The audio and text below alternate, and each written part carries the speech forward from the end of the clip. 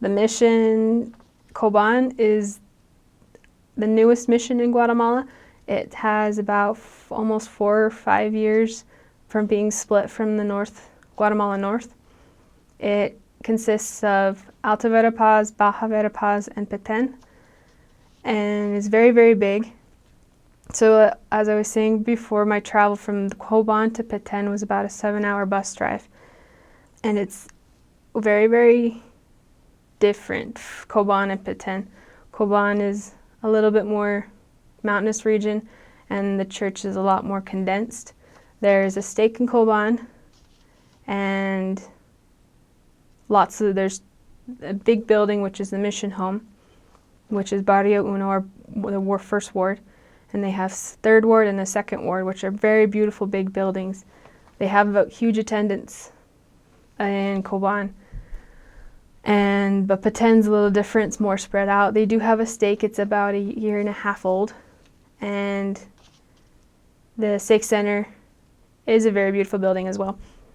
It's the center of Petén, and it expands out, and it kind of gets a little less and less populated with the church. They have 3 stakes, Coban, Petén, and the newest one, which is in Poluchik, which is it's the Quechua speaking area, where they speak the dialect Quechua. The stake's called Zenu, the Zenu stake. Down there, it's really, have a church that they call, or a stake or ward or area they call Mini Utah, because it's just so big and bustling with members. The church is the biggest church, I think, in Guatemala there, in Zenu, or I can't remember the name. They're different, but it's gorgeous there. They just recently opened a district in Frel, which is a little city that's like in the middle of nowhere, in between Coban and Petén as you're traveling. There was a member that I knew, his family's there, and him and his wife would say if they ever went back, it would be hard for them to actually keep active because there's no church. But now that they have a small building, I believe it's a little house that they've been baptizing since I've been gone. I served between March 2015 to September 2016. The main cities that I served in were, the first one was La Libertad, Petén. I was there for 3 transfers. Then I went to Tactic, Coban, which is in Alta Verapaz, near the mission home.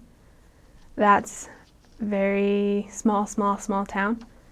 I was there for 1 transfer, moved from there to Salama, which is in Baja Verapaz, just below Coban, for 3 changes. Went to Poptune back in Petén by Belize for 4 changes and returned to La Libertad. So I had 4 areas, but spent the majority of my mission in Petén, which is the farthest away from the mission home, but it's a beautiful place and a wonderful place to teach people. There is no temples in Coban in the mission, but the main goal of the mission when I was there was to find enough people to create stakes to then have the ultimate goal be the temple close by. The attendance where I mostly served ranged from 30 to 100 to, if we were lucky, 150 to 200. They were mostly districts with the district president or the mission president overruling over it. They're very small, and they're almost a little bit disorganized just because they don't have direct contact with a bishop or a stake president or the mission president because they're so far away, but they do the best they can. And the missionaries are they have to depend a lot on the missionaries, especially the elders, to do some stuff to keep it going and to just keep it alive and thriving as best they can. But they do an amazing job with the members that they have. I lived in La Libertad in a small little concrete house. We were lucky it was brandly built, so there wasn't any extra critters living there. It was a lot of the houses that the missionaries live in are little concrete homes with like a big room for the kitchen, living room, study area, a bedroom, and a bathroom. There's no heated water. It's all cold, and unless you have a heater, which most houses, if you're in Peten at least, because it's very, very, very hot and humid, it's almost refreshing to have the cold shower. Poptun was the same. It was a concrete home, but it was very big. It was a bigger one. That one had critters and interesting things in it.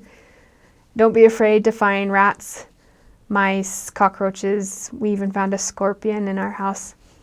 Salama was an apartment, which was really nice. We had the entire floor, and we could go up to the deck, which the roof, which was connected, and enjoy the cityscape.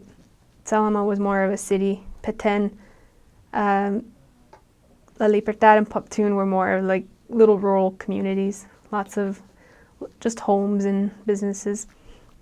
Taktik was small. It was also a little concrete home, but this one had an artificial ceiling, not just the tin roof that they have. It was probably the prettiest and the most conveniently placed. We were right next to the church and to a bakery, and by all the little stores we would need on P-days that we could just go and do and get everything done quick. I also know that there are a lot of inactive members in Guatemala. There's so many that they can't really find them all because it's so hard to find people, the addresses and the people that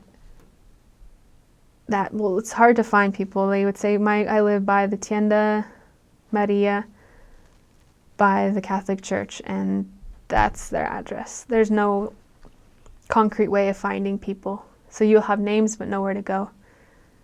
So there's so many people who have fallen away but have that seed within them, and that's why as us missionaries in Coban are expanding to different areas like Frel, between Coban and Peten, and in Polo Chico they just reinstated sisters to go into there because it was just elders.